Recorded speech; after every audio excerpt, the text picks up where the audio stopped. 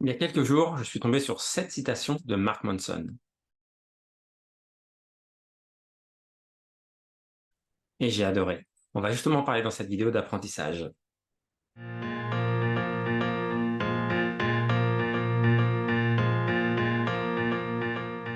Alors, cette citation, ça m'a fait penser qu'il y a fondamentalement deux grandes catégories de personnes dans la vie.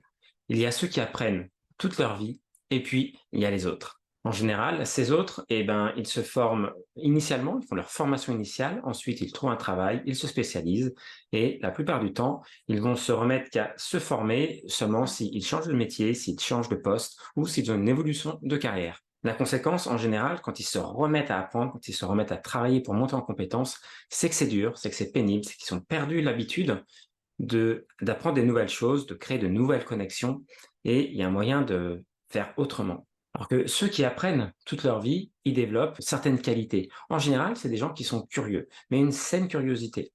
Ils vont s'intéresser à plusieurs sujets, ils vont creuser les sujets qui les intéressent, ils vont chercher par eux-mêmes des réponses, ils vont vraiment s'intéresser, rester curieux, comme je disais. Une autre qualité, c'est que quand on apprend tout au long de sa vie, on a un esprit qui reste malléable, adaptable aux situations et aux nouveaux apprentissages. Et c'est comme les intérêts composés, plus on apprend, plus c'est facile d'apprendre. Parce que d'une, notre esprit est préparé, et de deux, on peut capitaliser sur nos différents apprentissages pour créer des liens. Ça devient en fait de plus en plus facile.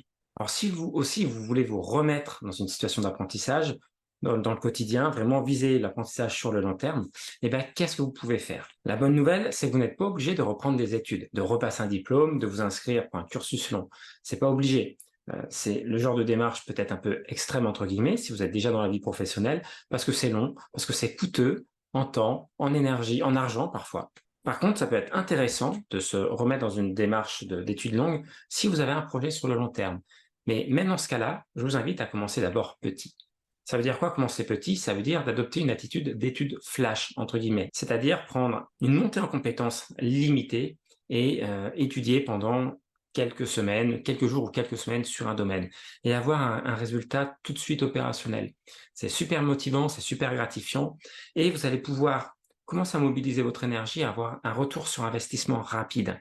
Ça va renforcer votre motivation pour aller plus loin et plus ça va aller, plus vous aurez peut-être envie et la capacité d'entamer des projets d'études longs et coûteux en énergie. Encore une fois, visez le long terme. Commencez petit et des résultats rapides, mais ayez une vision à assez long terme de ce que vous pouvez faire, de ce que vous aimeriez bien faire et des grandes étapes que vous imaginez aujourd'hui par lesquelles vous aimeriez passer en termes d'apprentissage et de montée en compétences. Le principe est vraiment simple et maintenant c'est à vous de jouer.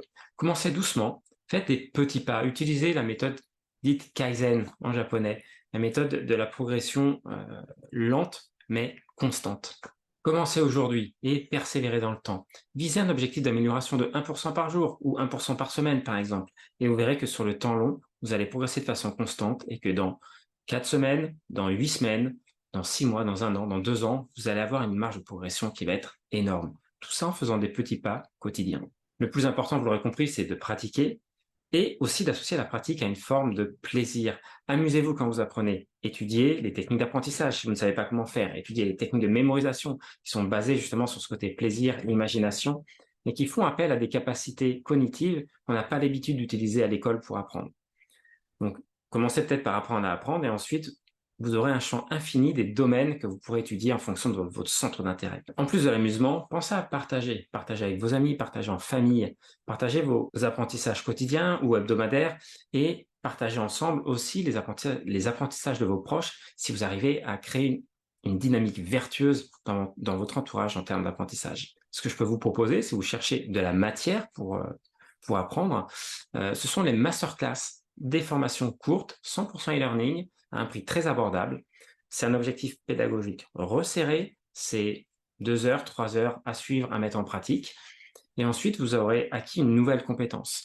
Vous pouvez retrouver ça dans le lien qui se trouve sur la description. Et cette semaine, on fait 50% sur toutes les masterclass. Donc, c'est le moment de passer à l'action. Commencez par une masterclass. Vous avez un accès 24 heures sur 24, sans limite de temps. Vous pouvez les suivre autant de fois que vous voulez. Donc, faites le plein cette semaine et commencez votre apprentissage le plus vite possible. Ce que j'aimerais bien que vous reteniez de cette vidéo, c'est qu'on a entre nos deux oreilles l'ordinateur le plus puissant du monde, notre cerveau. Et on a la responsabilité de s'en servir d'apprendre à s'en servir et de l'entretenir.